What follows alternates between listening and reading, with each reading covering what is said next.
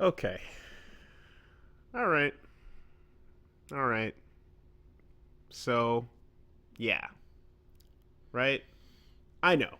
Mm. I know. Mm-hmm. And I know what you're looking for. Yeah. And I know what you expect. Uh-huh. And I know what you want to see.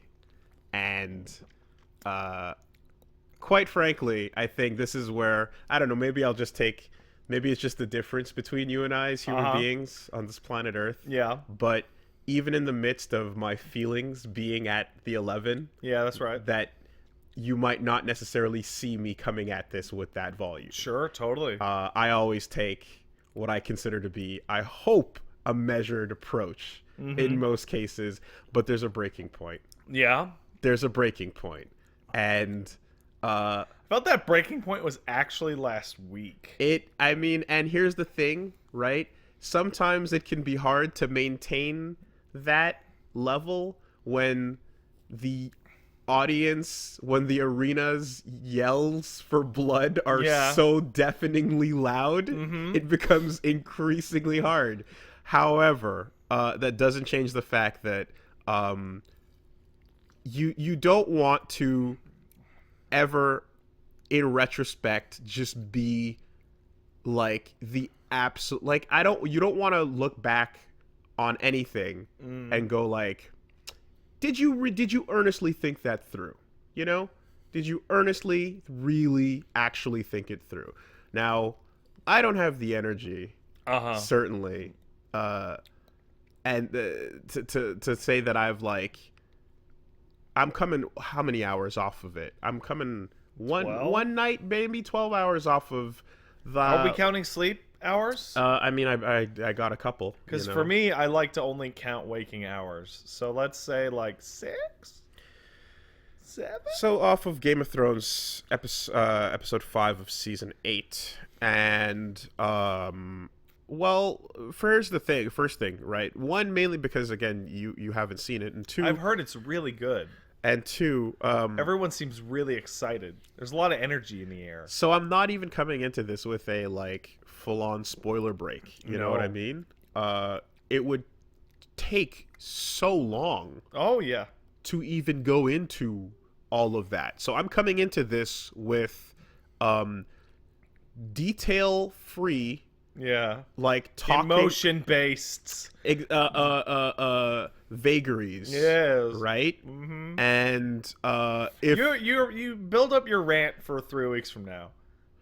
well, I mean, when it's done, is when it's gonna Yeah. be done. You And know, I'll leave, and then you can just sit here and be miserable. But the point remains is just that like yeah, if you're not interested in even hearing that much about like how I feel about how things went, about what happened, then yeah, you're gonna want to tune out. If you're still interested, you're gonna want to tune out.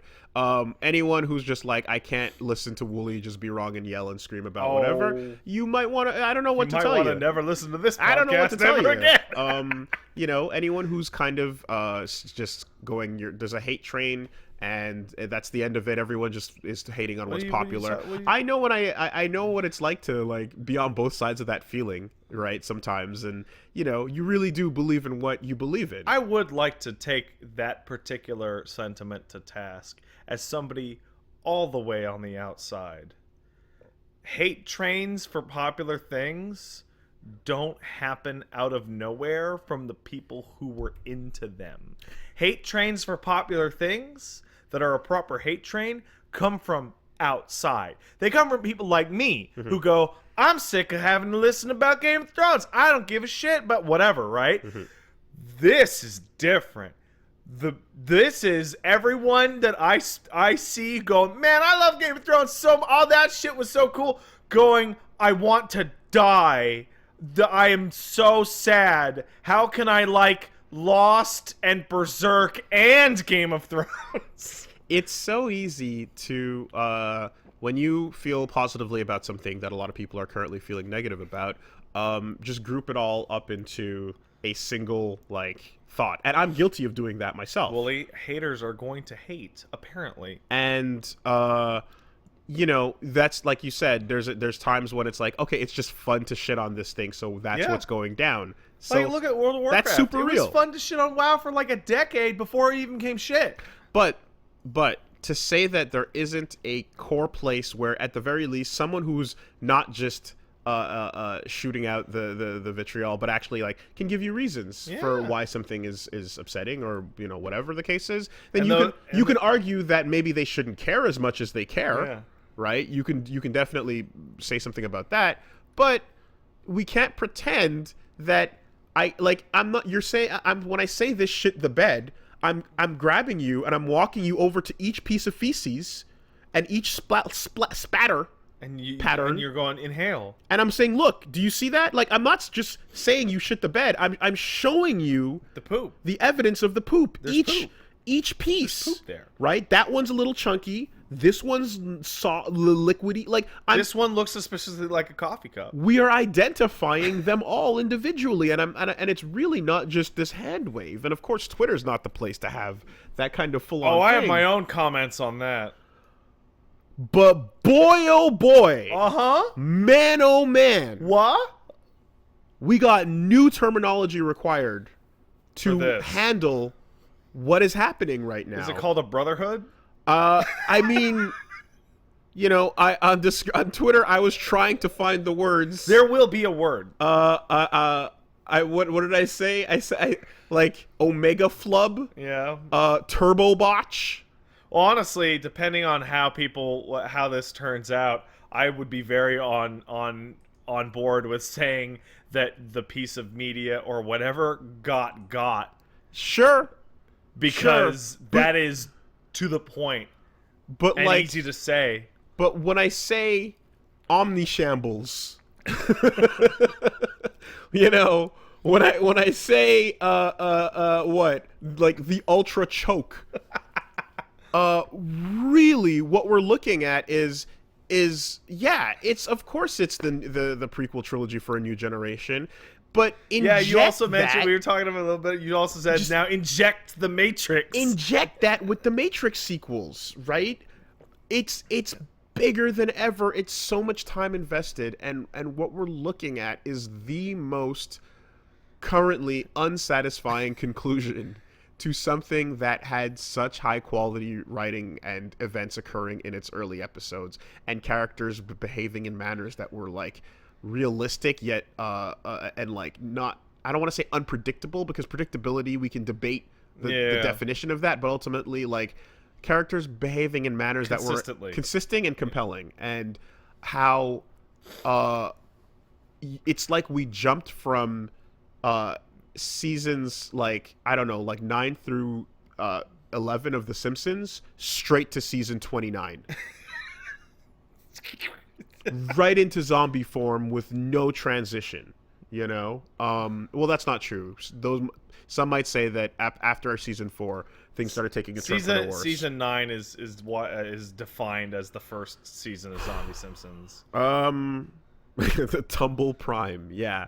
It really is the new. It really is like a new generation of it, and you're gonna definitely see. It's really interesting to watch how like everyone's got their different points, right, where they tap out on it. And I saw after the 3rd episode, a lot of people were like, "Man, that was still hype. I don't care. The action was awesome."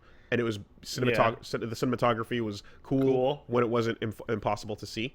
And I keep hearing that complaint over and over. And fuck the haters, right? Yeah. And then the next episode comes out, and the dominoes have to keep falling in the directions that they're going. So the fallout of that initial bed shit becomes like a continued leaking onto the floor stream of poop that has now more. Some people come back around 7 days later and go, "Oh, geez, look, hey, sorry. I was kind of still on board, but man, this week got me, And it's like, all right, And then but then there's people going like, "Man, fuck you, you're still on the hate train, whatever, right?" And then this week again, the 3rd time in a row, even more people are like, "Oh, geez, dude, like, yeah." Well, it's because everyone has their different breaking point, right? They do. And from what I'm from what I'm seeing from people's emotions, which is mostly what I'm seeing, is that like they're being worn down, and every week gives them a new like gut punch, and it's like, can you take this one? Can you take? No, not this week. And next week, for the people still hanging on, there'll be another. And like, can you keep standing after this one? Huh? And part of the reason why it has gotten particularly meaty this week is because this is also where people started releasing things such as the compilation of actors talking about how disappointed they are with the current season. Best season ever.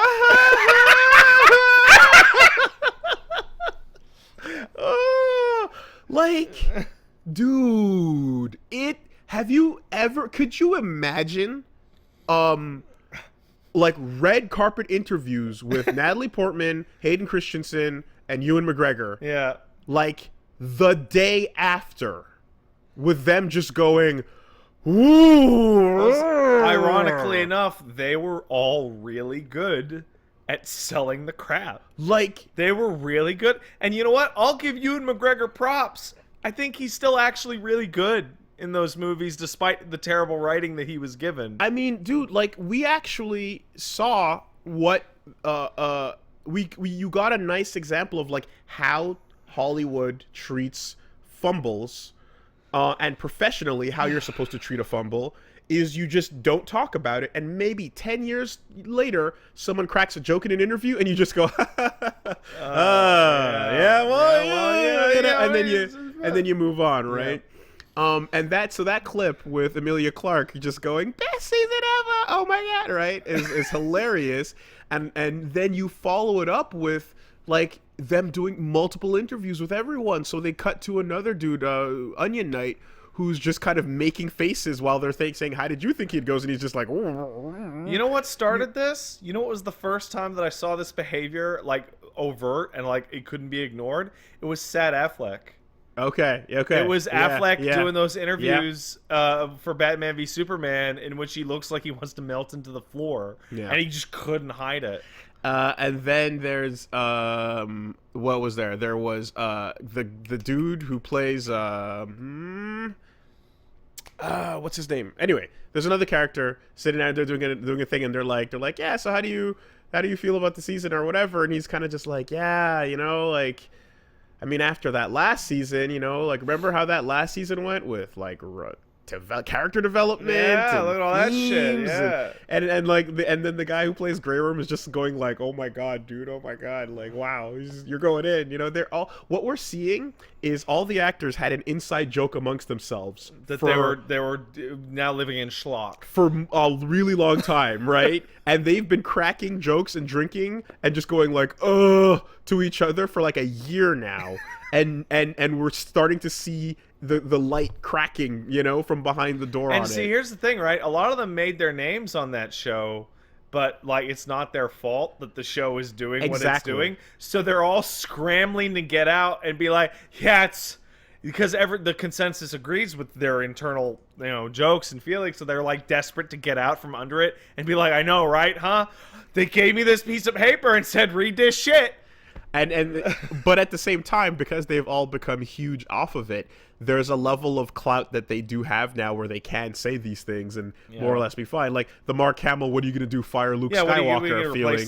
Replace Daenerys? Yeah. So, like, fuck you. You're done. And so you go down the list of everyone and everyone's got their different ways of handling it. But, like, the one who fucking gives the least amount of shits, clearly, is Kit Harington. Yeah. Because in the making of, like, I talked about when he was just like how the making of, how he was like, where he basically went like, I fucking hated it.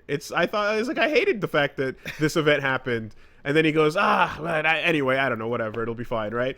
And then like and then they literally cut to a completely different location. Another thing later on, he's got his haircut, he's got the mustache, it's way past it, it's current. He looks like a completely different person now, and he's like, and he gets asked in one word, how would you summarize the finale of Game of Thrones? What would you feel? Yeah. And he takes, like, I'm not going to say he doesn't miss a beat because he misses several beats, as he contemplates his career. Yeah. And then he leans into the mic, and then he leans forward and he goes, "Disappointing?" And the interviewer goes, what?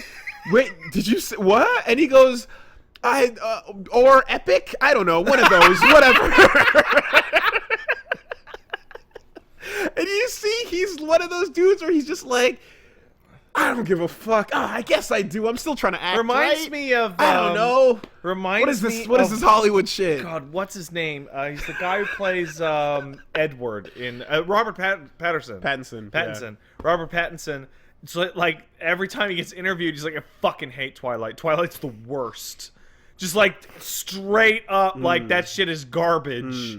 But now I regret being Edward in the role. But that's there's distance at the very least. Yeah. Now, right here, we're getting it the day before the episode. Yeah, no, airs. it's not the fucking. The show's not done. There's 3 more, right? There's one more. Oh no! There's only one more. There's one more. Oh no!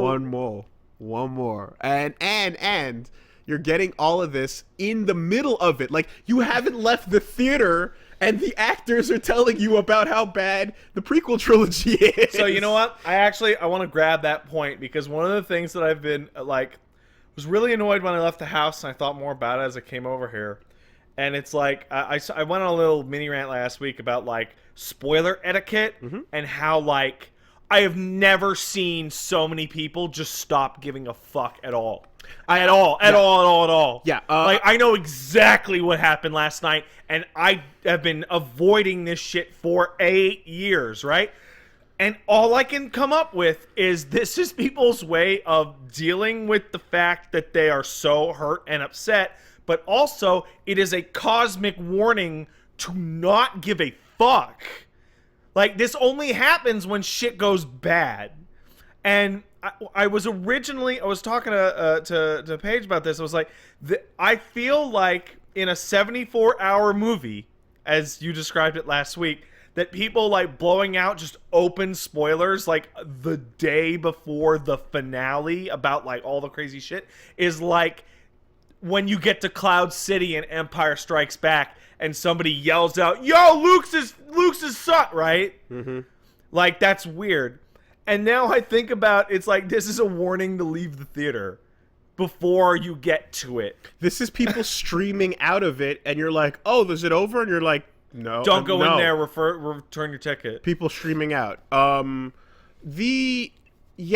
I compared it to how like when Westworld season 2 dropped and I stopped giving a shit. How you don't feel the need to protect. You don't want to save anybody, because at this point it's more important to warn the masses, almost in a way. But form your own opinions. But I mean, at the end of the day, like I'm still because of it's still fresh and some people still care. Some people wait a week. Some people are watching it while eating dinner and like drawing or doing something, and it's out of the corner of their eye, and those people are still enjoying it. So I will, whatever. And also, we're in a position of spoiler power, I guess you would say. Yeah, exactly. So and then of course there's the part of it where I'm like, yeah, these are undigested. You know what I mean? These are undigested opinions. Some things I literally have turned twice on. Right? Some characters have had like I had a feeling about the way things were handled, and then I turned back on it, and then I triple backed over onto how I felt about it. And to the point where I will even say that like there are good points to some of the things they did. In particular, there's some very strong cinematography in that last episode. You can see where a lot of that money was spent. Have to ask a question, and I need to know if it's real, and I'll dance. But I saw people complaining that Kit Harington is not happy with the fact that he was told there was not enough CG budget for a certain series of actions to happen with his character, followed by the most expensive CG thing ever. The fact that how about this? I don't think Kit Harington was told that. I think that's barely. all we needed was the good boy to get a head pat. Yeah. That's all he needed, and we couldn't fucking get it. It's too expensive. And in the meantime, we're watching fucking D&D talking about how HBO wanted this to go longer. They had literally like sign the number you want on the dotted line budget. And they said, no, we want to end it and we want to keep it at this limit and this thing and whatever. But they couldn't get the fucking head pad in. Anyway. That's yeah, good. that was before. Have you seen that Gintama clip that is now the most relevant clip that's ever been? So I don't know. So I barely know anything about Gintama, but I do know that it takes the piss quite a bit. And there's a clip in which the guy is explaining, well, here's what happens to your favorite anime adaptation when you run out of manga. Well, there's it's two colored lines. Yeah. And which is why everyone is saying now, like, my face when Game of Thrones fans are feeling the way anime fans have felt for years. Oh, yeah. Yeah. And it's like, there's a couple things that could happen. And he's describing, well, okay, well, either the show can just stop and just wait. Mm-hmm. Mm-hmm. Or it can diverge in a different path, and it shows all the line going on, all these fucking goofy loop-de-loops, right? In order to save time for the book to come out. Now, I feel like they would have tried to do that if they actually had faith that another book would come out. So there's a multiple things that have been rumored and leaked and whatnot, but something that happened that was discovered like yesterday or so is that in an interview with one of the actors that's no longer on the show, they said that apparently books 6 and 7 are done, and that George R.R. Martin actually completed them some time ago and struck up a deal with D&D, who are the creators of the show, to wait until the show was done before publishing the books. Okay. So, wow. Then there's what happens when they go to reintegrate, right? Your manga and your anime, and there wasn't enough book. Now it's got to go all over. Or what happens if they've become so different now that they can never meet back up? And all these different situations. And I'm looking at it, it's like Game of Thrones is apparently doing every single one of these problems. It's weird and interesting because on the one hand, there's enough material of people are scouring through everything George R. R. Martin has ever said. Yeah. Right now for answers. And right, and he makes references to things where on the one hand it sounds like things can diverge heavily, especially if there's a huge backlash here, but on the other hand it's like, no, he did give them sort of an idea of where things were going to go. We could be looking at this as what he referred to in his interviews as a scouring of the Shire, which is that, when they return after the Return of the King back to the Shire and have to deal with the final issue. But like, there's also more than enough evidence here to support to support the fact that what they were given, what D&D were given as far as material goes, it looks like they chose to put it over here and decide they can do things better, right? We're TV people. We could do TV. And the best breakdown as to why and how they decided to do that is based on a lot of people going back to what George R. R. Martin describes as the way his characters the way his characters interact with the world is by being they grow and they control themselves in a way, right? So there's a term, I forgot what the exact term is, but I think it's almost like they're planted, and then the plants just grow, right? And so you kind of create the world and watch where it takes you. And the characters for the majority of the story have been this way, and that's why they have always felt consistent and compelling, right? Because they were going by the decisions that a person in this position, these are the things that they would conclude, and therefore their actions would happen in such a way. You have two big ways to write a character. You can the gardener versus the architect. This is where the character's going to be.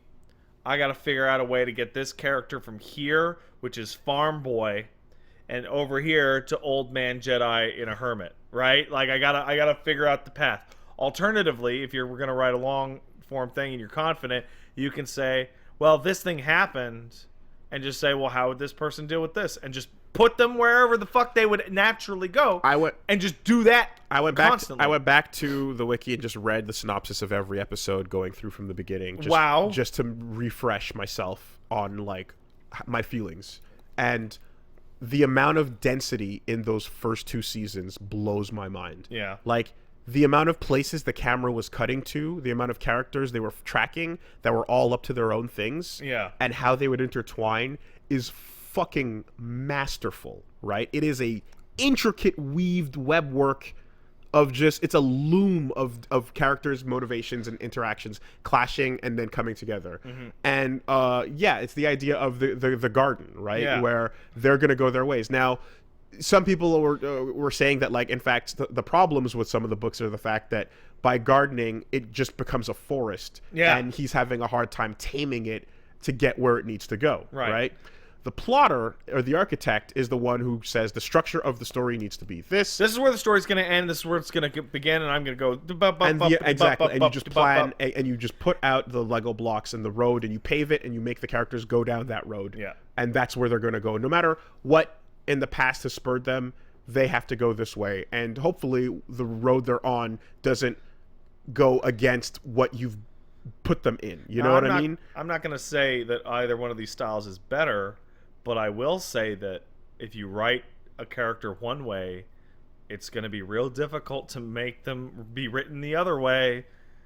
So when we get to this final season, or the final 2 seasons, and D&D are deciding to handle things in their own way, they diverge, Yeah. right? They hard break off of the books and then start going their own way with it. Now you got to find a way to get this thing onto the landing strip. You got to close it out. You got to end it. Seal the deal, man. And the only way so they decide to end it by plotting out the plot points, the things that have to happen. And there has to be a big battle. There has to be a character betrayal. Not even in that sense. No, okay. Right? Because that's that of course there's you're blowing air horns for Clegane Bowl. Like, I don't know if you, like, there's people have been, you got to have those things, but more importantly, you almost create a list of things that people need to see before the final credits roll. Okay. Right? Are things that they think people need to see. Right? These characters need to meet back up once more. Or whatever, yeah, right? And you start going down that list. And so they created clearly what would be like what they thought, and some of that includes fan fiction, and some of that includes, we like this character, so we're just going to push them over the top, right? Or people want to see more of this. And George actually refers to the fact that certain characters made returns that didn't need to because of popularity. So literally, Shonen Jump character manga polls are affecting appearances in the story based on popularity. Guys, hard confirmed. I didn't really think that many people liked Avdol. Everyone loves Kakashi. He's ranked #1 on the polls. I didn't know. Time to go into his guide. People actually really like this character. So, we have the complete shift in tone, and what we're watching now are the characters that were growing forced into these roads to go down these paths in order to get the landing where it needs to be. And you're literally throwing out any other major plot points that were like massive motivators. You're just tossing them in the garbage to try and stick your landing. It is uncomfortable, it is brutal, and it is painful to watch as, like, characters who were really richly developed start making decisions that are completely against everything that they would have done up until this point, right? And like, you're really just kind of feeling like you're looking at not the same character. Yeah. You're looking at the same actor, but they're not doing the things that they've been, leading towards, or whatever the case is, And in a lot of cases, there is foreshadowing for certain things, but the way they handle it is, instead of like looking at like what George R.R. Martin put down as like a major, like, not too subtle hint as to where a character is supposed to go, they will instead decide to go back to 2 lines of dialogue from a random episode that fit with what they currently want to do, like, and then they'll just go like, oh yeah, look, we set it up. See, we had a moment here, and now we can call back to that. And you're like, but you're ignoring this entire other very no, yeah. Look, that's what we meant the whole time. Totally, promise. So it really was just like wacky to see so many characters going through their final moments completely out of character, right? Then I want to say you have just the raw stupid factor. Yes. Which is, this is me, because like what I was just describing is like failure of like, I guess like subtext and you know, the structure. Yeah. But then there's just surface level stupid shit, right? Characters just got dumb. Main characters and like anyone who has a face on the box. Yeah. Gets to teleport wherever they need to be and always survive until they face off with someone else who's on the box. Right? So, a motherfucker... Oh, that's really bad, because that's the... so I watched the first season of Game of Thrones. That is the 100% opposite of the way that was written. Whether or not you were on the box really didn't matter for fuck all. Like, I was trying to explain to someone who was like, what did you mean by that whole Ned thing? Like, I understand the rest of your points, but I think your Ned Stark would have been saved comment is stupid. Like, I don't get it. And I'm like, no, what I'm saying is the moment that Ned dies and you don't expect that to happen represents the show going, hey, tropes and what you would expect of a normal fantasy setting, don't give a shit. This main character just got offed. Fuck you, right?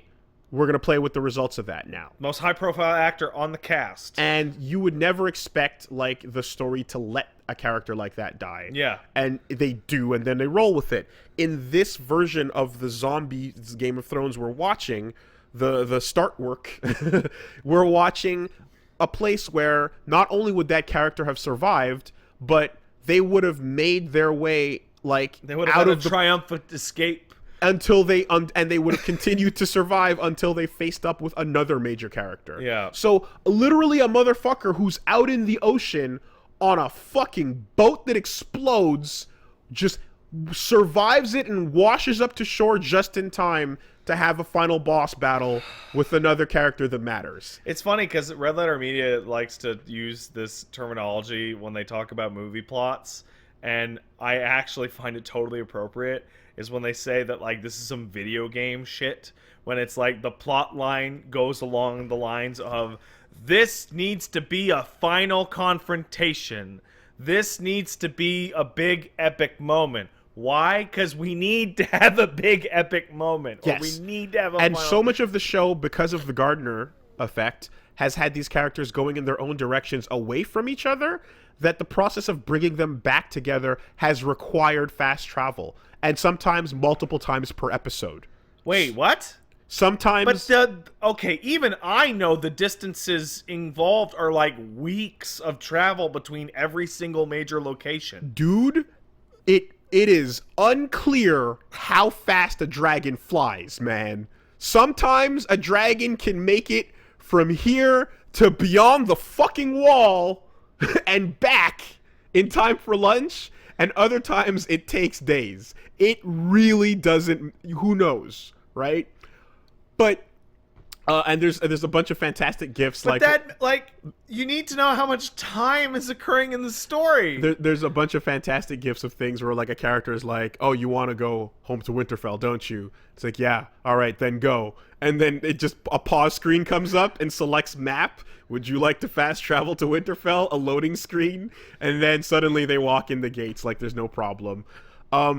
Everyone starts teleporting. It took half the first season of Game of Thrones to make it to King's Landing. Right. So, like, it was there were multiple on the road episodes, which meant it takes forever. When I went back to, also after doing the read through, I went back to watch clips of certain parts and things. Like, sometimes you just want to go watch a fucking a compilation of Tywin just being Tywin. Yeah, that's right. God. And Bobby B just being Bobby B.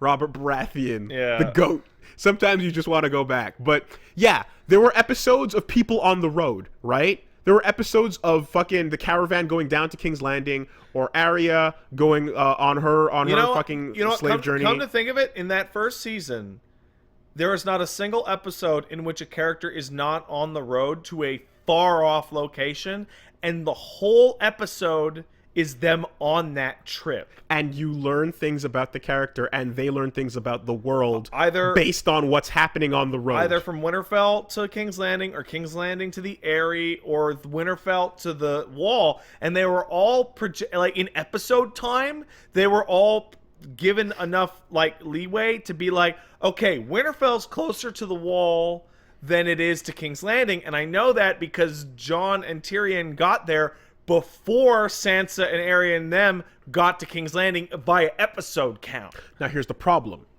It's very easy to sit back and not think about where people are on the map at any given time. Yes. In fact, I remember when the DVDs came out, one of the features was, in the episode, you can pause it, and it will give you a little fucking status screen of, like, it'll give you a map that says who is actually fucking where. That's fantastic. Right, exactly. It's very easy to ignore that, and I think a lot of the people who are still kind of like, just enjoy it, it's fine, are some of the people that are like not thinking about that stuff, for example, / just kind of accepting contrivances, right? Yeah. And this is touching on it's I'm going back to what I brought up last week, where accepting contrivances is like, it's something we do more often than we think. Yeah. You know, and you don't get forced to confront it until it fails. If it sticks to landing, you choose to ignore it. Don't think over about it. You know, so the other example of that, I mean, besides the teleporting characters and whatnot, is what everyone describes as Clegane Bowl. There is an awesome sword fight that happens in a really cool location that I'm describing as basically a Soul Calibur battle. Yeah. It's a boss fight. I'm seeing people talk about it like it's a boss fight. Oh, yeah, because you're on a stairway, and it's collapsing on both sides with fire and rubble. Yeah. And one wall is like a hard wall that you can get comboed off of, and the other wall is a drop into infinite flames. Got it. And beasts are flying above in the outside. I can actually think as the sky is shining through. There's actually a Soul Calibur 5 stage that is actually somewhat similar to what you're describing. Yeah. All right. So, what a great set for a hype thing we wanted to see. And in that thing, even and as much as it was enjoyable for various reasons, and like I could go into details as to why I think a lot of it played out in a way that I'm like, yeah, that was satisfying. You still have to, you can appreciate the scene, but in order to appreciate the scene, you have to accept something like, good guys always go for the kill. Yeah. Bad guys like to toy with their prey. Right. And even when a bad guy has no motivation, incentive, reason, or like hasn't been really shown to be the person that would do this, you said Clegane, right? Sure. That guy doesn't do that. Even I know that. Right. So when you've been watching a series of people getting one-shotted in the sickest... Doesn't that guy eat babies or something? Worse. Okay, but like the first thing I ever saw that dude is get pissed and cut a horse in half. Yeah. He doesn't give a shit. So he has one button, and that's the kill button. And everything he does is a single hit that kills. Whether it's a punch that blows your head up, a grab that pops you, or a horse cleave. Yeah. Things just die in one. Yeah. Right? He's a squash champ. So the idea... Squash champ. He Brock Lesnar's. He F5s, right? What's the guy's name? Matanza from fucking Lucha Underground. So the idea... Or Suplex City, whatever. Yeah. So the idea of him, like, just, like, slamming you around for a while, picking you up and tossing, and then eventually going for a choke is, like, that's not what he does. And more importantly... He just kick you off the side. He just fucking... You know what I mean? And, like, even if you want to give it and then there's a couple other things there where you're like, also, like, just let people take damage. You know, let things happen in a way, but armor means nothing, and you can just Armor's clothing. You can just stab right through it. We've discussed this. Armor is somebody wrote in and basically described armor as a medieval superpower. You're borderline invincible. Yeah. And it's like, it's easy to just dismiss it as like, oh yeah, well this is something that the bad guy's enjoying or reveling in, and it's just like the bad guy's been stripped of all motivation. So think about that before you put that out there. But it's debatable. It's debatable because then there's like, oh, but there's a hint of maybe there's a thing. But anyway, it's hard to go further into the full thing. But the point remains is that like every time you see something good, there's also a mess associated with it. I recognize that as a thing I've seen in movies and other things as well, where like the bad guy toys and then loses because they're toying. Yeah. The good guy goes for the kill shot, right? Even as they die or whatever the case is, right? So the book in season 1 made fun of that with the very first duel fight scene in the Eyrie, where the good guy is all like giving a fucking speech in his fancy shit. Yes. And the bad guy just fucking gets him in a second. Yeah, in fact, the same characters we're describing represent the opposite ends of that entire spectrum, where toying with your prey is a really dumb idea. And the person who upsets that is the same person who falls victim to it later on. Oh, great. Awesome. So, super. Anyway, but I still liked a bunch about that, right? You liked it because it was a cool Soul Calibur fight. Yeah, so. Now, the problem, there's a lot of problems. One thing that comes to mind really strongly that I don't want to forget about is that I keep trying to figure out what these making of things are supposed to be, because at first I was like, this is to capitalize on the hype moments they're looking to expect. Get them to keep watching. Then you're like this, and then you see the interview where they're like, we're gonna be in a cabin in the woods away from all life and technology with wine when the finale airs, because away you can't from make all of you. Because you can't make everybody happy. And you're like, oh, they know.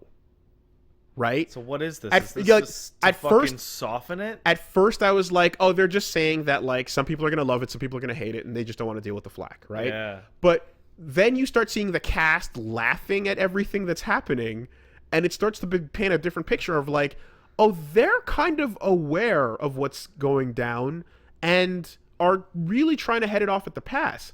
And then I'm like, maybe these making ofs that we're cutting to at the end of the credits are actually them going, okay, so here's what the fuck we were thinking. Yeah.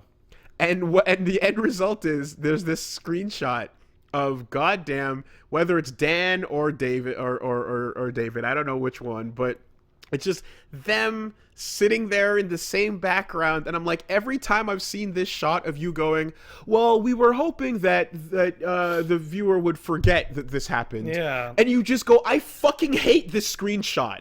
This moment with you with your stupid fucking collar saying something that makes no sense and betrays the fact that, like, your event planning is ridiculous. It just makes it worse. And I don't know if they wanted to hope that they could sit there and explain how to make it better or why they tried to do what they did. But what they do in the process of explaining why they made these dumb decisions is they remove the benefit of the doubt, where you could say maybe they're doing something else. Yeah. Maybe they meant something else. Maybe there was a hidden implication here. You strip all that away because they raw tell you exactly why they did it and hard confirm that it's just as dumb as you were afraid. Yeah. Man. We're not going to see one like this for a while. Well, you know why we're not going to see this for a while? There's part of this. So, Game of Thrones being the way it is, and it's ending the way it is, and everybody's so upset, is unique in one respect, and that's it took a really long time to go from people enjoying it to trash fire. Like, this seems a very sudden reversal. It seems like contained to within the season. I've been seeing people say that it's been like it jumped the shark for a while, but I feel it's pretty conclusive, like, at least from my perspective, that, like, even if it jumped the shark before, like, the shark came back with a gun and shot everyone at the beach this season, right? It was hiding behind the rocks. There are let's focus on who's really gonna deal with this. Like, people are like, well, you're upset, you feel disappointed, right? It hurt you. Are we going into my tweet? Right? Are we No. Right? You're hurt. You're disappointed because this show hurt you, and you're sad. You wasted your time. Right? There's tons of people like that. There's people who bought tons of merch. There's people who got tattoos. Right? That they probably wish they could take back. We are going into my tweet. There are shout outs to 7-year-old little girls. 8 now. Named Daenerys / or Khaleesi. Shout outs to everybody who named your fucking kids one of those two things, huh? Good job, people. And like, you know what John is the most common name in North America, probably. Good job. Right? Good parents. And there's variants of John that, right? There's all sort, like Ned, Jamie. I'm not even all the dudes have. You notice this? All the dudes have bro names, and Rob and all this shit, and all except for Tyrion, I guess. And every woman in that cast has a name that you. Oh, that's a fancy, cool name. Let's name our kid. Like, if you named your kid John after Jon Snow, that kid can dodge that forever. If you named your kid Daenerys, they can maybe dodge it if they say it's Danny, right? Or whatever the fuck. But like, come on, like, I'm gonna go ahead and say I just saw somebody in the chat say, "Sweet baby Griffith." Like literally, dude. Like, here's the thing. I'm not even gonna call out how dumb I think it is to make that mistake, right? I'm not, like, let's say you want to before the story is done. That's it. Let's say you still want to do it. Wait for the fucking credits to roll, idiot.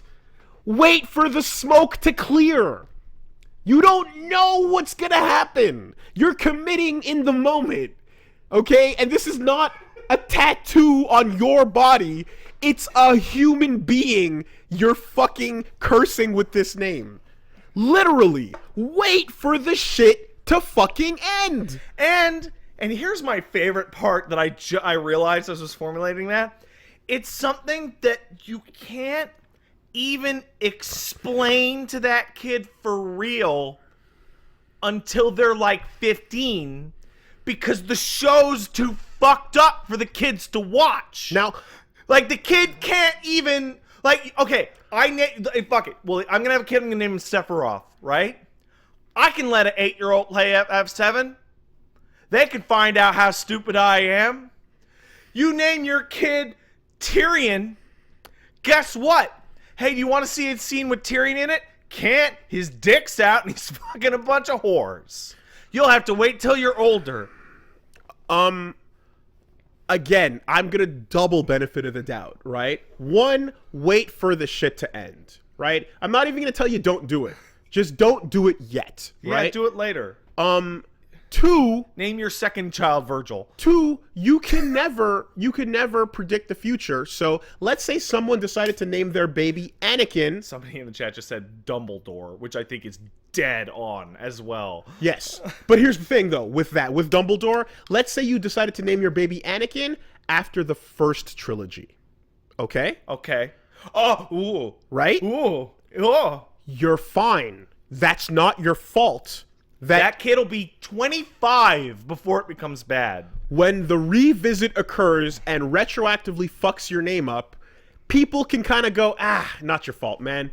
Okay, if you named even though the original's not your fault either. If you named your kid Anakin after the first trilogy, that would have been 82-ish. Like, let's give it a leeway, right? Sure. That's 4 years older than me. You would have been in your 20s when the prequel shit came out. Fine, whatever. So if they closed out Game of Thrones on a great note and then they come back to it and then it's ass later, then yeah, sure. Fuck, the name sucks now or whatever. Yeah. But it's at least a separate thing that you can say, oh, they fucked it up later. You, like, the thing that you're currently in the moment of, you can't be so stupid and impulsive as to, like, possibly, like, give your fucking child a harsh life because you couldn't fucking think with a little bit of foresight.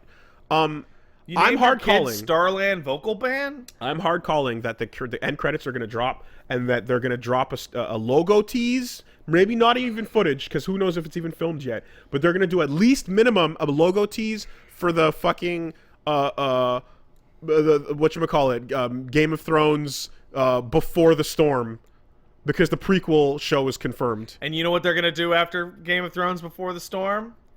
They're going to do Game of Thrones Brotherhood. Game of Thrones 2. Yeah. No, they're going to... So, you were talking about JRR earlier. Yeah. And... Sorry, GRR. Grim. Grim? Grum. Oh, wow. And I had this little thought in the back of my mind is like, yeah, what if the books are done? And what if that 7th book is being rewritten right now? Yeah, based on everything happening.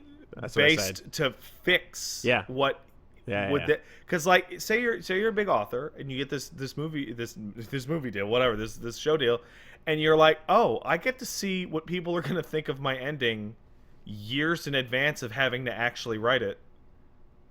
I can fix it before it happens. But I also really need to emphasize, because I brought that up before, but you really need to also be aware of how different the two are. There are important characters that are alive. Yeah, sure. In But those what I books. mean is that you can read the room. You have the ability to Yes. read the room. Yes, you do. And see what people need or want or like or whatever. Yes. But the brain that grew the plants in the garden in such a way probably can understand how to make the motivations continue to be consistent as we move through, as opposed to trying to put the peg, the 3-hole, whatever, the triangle into the square hole, you know? Like, yeah, they're gonna, like, and HBO fucking knows, of course, they're gonna lean heavy into this prequel thing, and it's gonna be their Fear the Walking Dead. You know what I mean? It's going to be their sideshow, because Game of Thrones is the biggest shit ever. It'd be crazy because everybody knows it. It's a safe new brand name now. Everyone knows the brand. Got to revisit it. Got to do what you're going to do with it. Hey, Woolie, do you have your phone handy? Sure. I want to text you something. Sure. Yeah. Wild. The final, I guess, thing before we fucking steer way out of this is just... I just have something to tell you. It has nothing to do with what we're talking about. Okay, that's fine. Just check your texts. Okay. All right. Okay. So, anyway,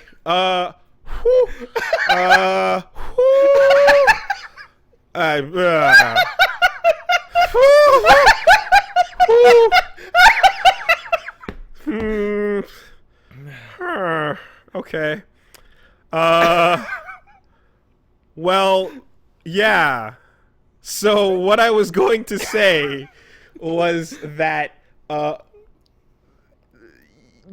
just if we talked about why the subtext and shit was stupid and why things weren't working, and then the surface level shit's not working, and then the problem with the people behind it and what's going on, and then the actual actors involved being like, I don't know what you're doing here, and then it's not just one person being like, I want my character to be important. It's the entire cast. Well, yeah. You know, because like there's been rumors. It's their big break. A lot of them. Yeah, there was rumors about like Danny over the years getting a little bit more like, I want my character to be this and to be that, and they're kind of like, that's not what we want to do, but okay. But that's the great thing about writing, is that words on a page don't argue back with you. But this season is not only with last night.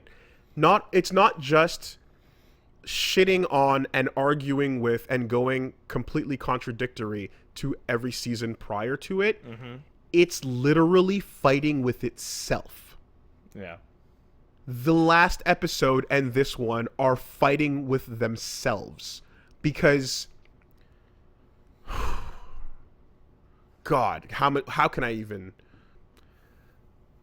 The things that were introduced to deal with the single most OP aspect of the story. The story come out of nowhere Yeah. and nullify them. They're nerfed. Remember we talked about we talked the nerf? about it. Yeah, big nerf. The nerfification. Big nerf.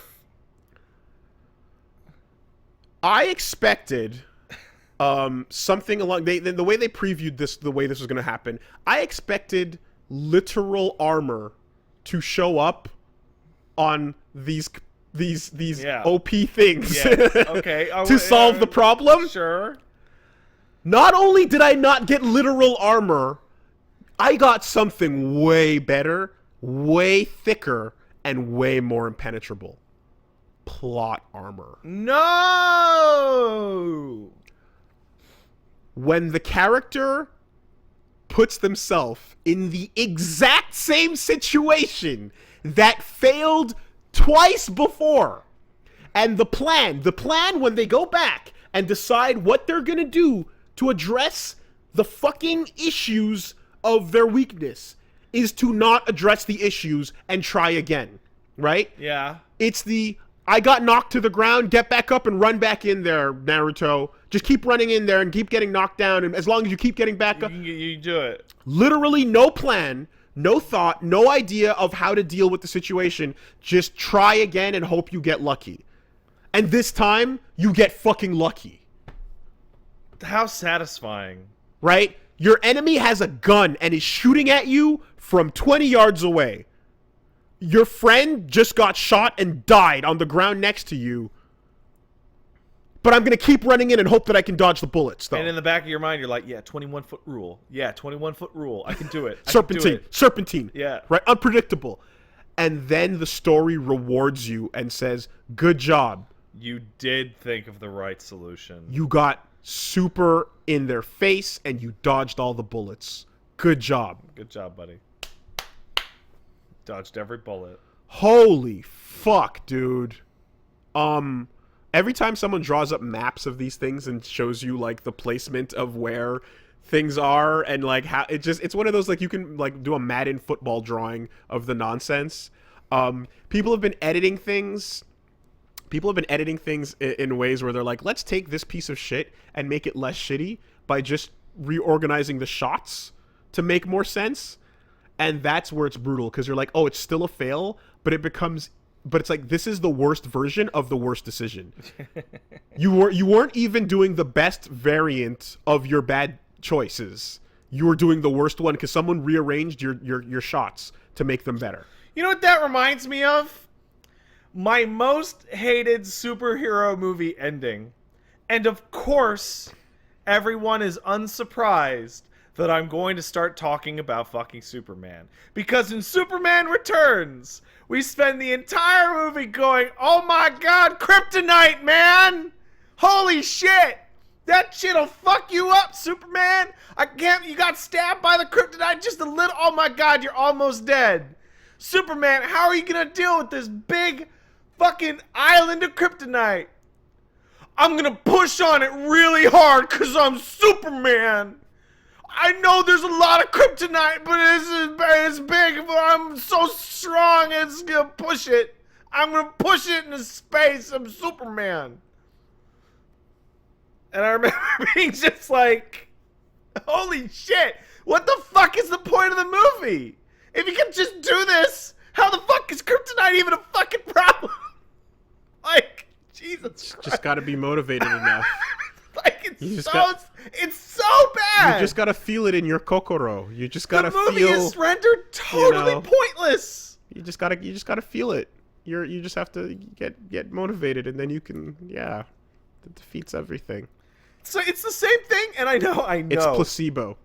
I know. It's not. It's just a green rock. I know. The real weakness is inside all along. I know that like people are gonna laugh because I'm gonna use Naruto, but like. Plague did an amazing video on this about like Naruto the self-made hypocrite, but it's like you go through episode after episode of like Naruto's trying really hard, man. He's stupid, but he's trying really hard in this way, and he's losing because he's an idiot and he's actually bad, and he's really bad and he's incompetent and he's bad, but don't worry, we'll just give him the win because magic. Mm-hmm. Because he's on the front of the fucking shonen jump. He's got to win. Just give him the magic. He can win. And the only time he loses is when the other guy got given a bigger magic off screen. It's big magic. Like, you just look at the way things unfolded. Like, even fucking Daenerys. Like, you just look at the way things went, and you're like, you know, there was enough to make that make sense. There was. But the specifics of what she does are just the worst possible version of how you could make those events play out. It just keeps coming back to me in waves as I stop to think about it. So here's my question, Wooly, and I need to ask you this, and this is you as a person. Are you strong enough in your soul to turn all these emotions into excitement for this Sunday? Right? Like, there's a corner to turn here. It's been turned. Okay. It's been turned. And it turned, I'll tell you exactly when it turned. It turned at the end of the third episode, when suddenly, without anyone acknowledging it or saying it, our silence is golden rule in the house got broken. Yeah. Right? We never talked about the fact that we watched it in silence. Yeah. We enjoy when you're enjoying it, whatever. Because you were both enjoying it. And suddenly we just started talking over it. And then the next episode, and then we were watching, and then about 5 minutes in, we just started having a conversation, and it's like, hey, I gotta go to the bathroom. Yeah, don't pause it. Yeah. And then you go, oh. That's so. Here we are. So for me, if I'm watching, don't pause it. If I'm watching a movie with somebody and they need to go to the bathroom and they tell me not to pause it, I want to stop watching that movie. Like, I'm done. I'm out. Yeah. That, without discussion, it just got there. The don't pause it and the fucking we're just gonna talk right over. Yeah. You know? It's like if you were having sex and you left the room for some reason, because whatever. It's like, yeah, no, keep going without me. You know, just you know, if you're done by the time I get back, that's fine. I don't care. That's when it happened. So it really just became like, oh, now we're popcorning it. Like, oh, where are we going now? And what helps is knowing that, like, the actors are right there beside you, going like, best season ever. That's gonna live on in fucking infamy, man. Oh boy.